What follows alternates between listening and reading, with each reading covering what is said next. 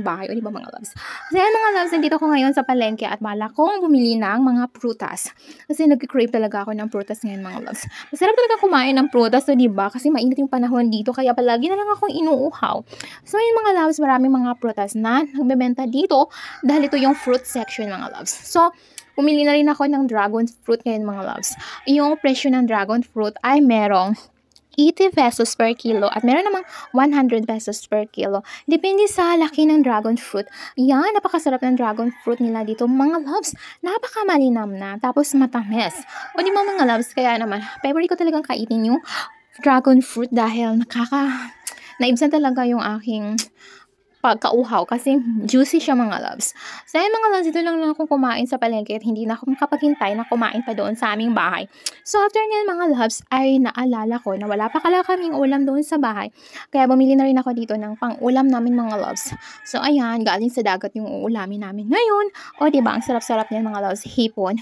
At mahal na rin yung kilo ng hipon dito mga loves. Depende pa rin mga loves. Sige, yan lang mga loves. Bye-bye, mama. Sa bahay mga loves. So, ayun mga loves, nandito na ako mga loves. At kakain muna ako dahil hindi ako kumain doon sa aming bahay. Medyo marami yung aking kinuha ngayon na pagkain mga loves. Talagang nag-crave ako nito mga loves. So, kumuha ako ng fresh lumpia, maha, at meron na rin ditong leche plan. At masasiguro ko talaga sa inyo na napakasarap ng leche plan nila dito mga loves.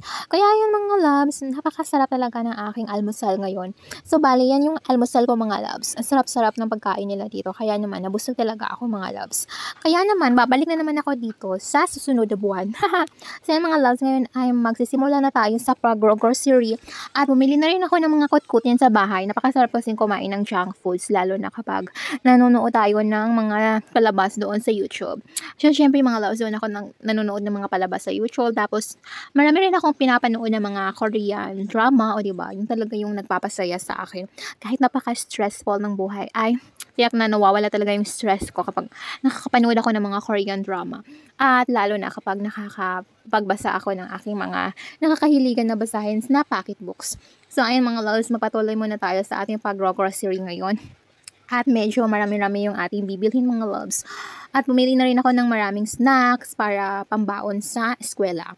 So, ayan mga loves, nandito mga loves, talagang nalilito ako kung ano ba yung bibilhin ko kasi napakamahal na talaga ng mga bilihin ngayon dito mga loves. Gusto ko sanang magtipid, pero paano naman mga loves, hindi na ako pwede magtipid. Kasi kung magtitipid pa ako mga loves, hindi na ako makakabili pa ng mga pagkain, o diba? Kaya ang naisip ko ay dapat marami akong income, dapat marami akong trabaho mga loves para naman masustain ko talaga lahat ng mga pangangailangan nila, o diba?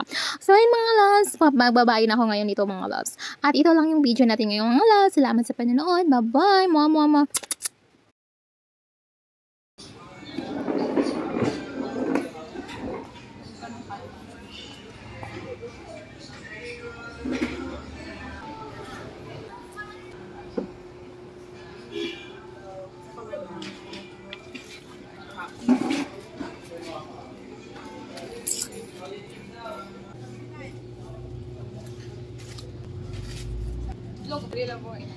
Haman ana.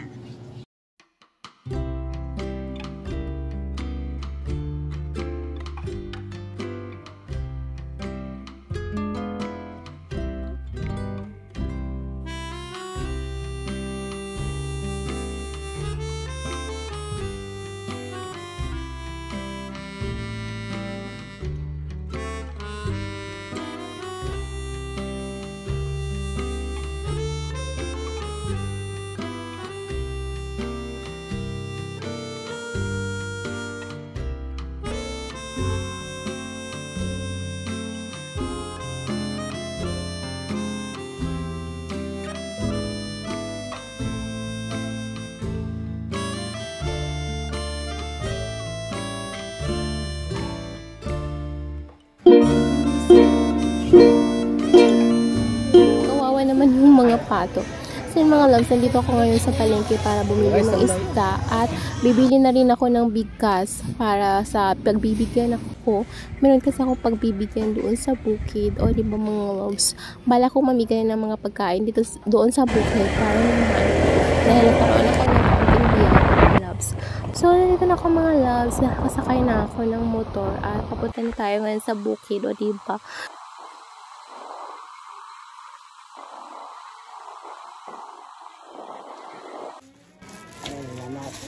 Booking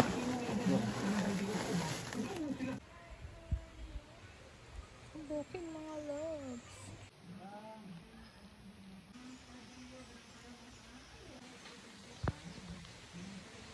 Ano? Miming! Musta man kaming?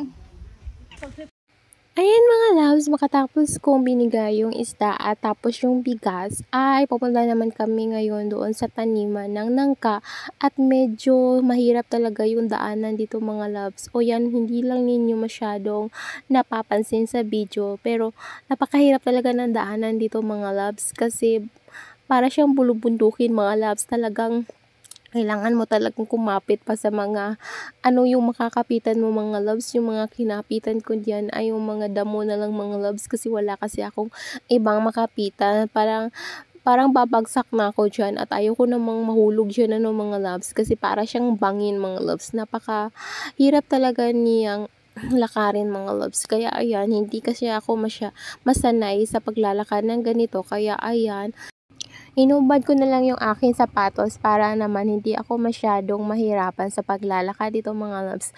Meron kasi kami kukuning prutas doon sa baba kaya naman talagang pinagtiyagaan namin ang pumunta dyan mga loves. O diba, meron akong mga kasama niyan mga loves kasi hindi ko kasi familiar yung lugar kaya kailangan talagang meron kang kasama mga loves.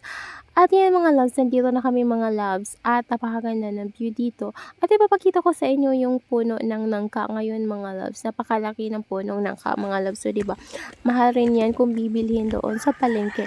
So yan mga loves, dalawang bunga ng nangka yung kinuha namin. Napakasarap kaya ng nangka mga loves. Ulan ka.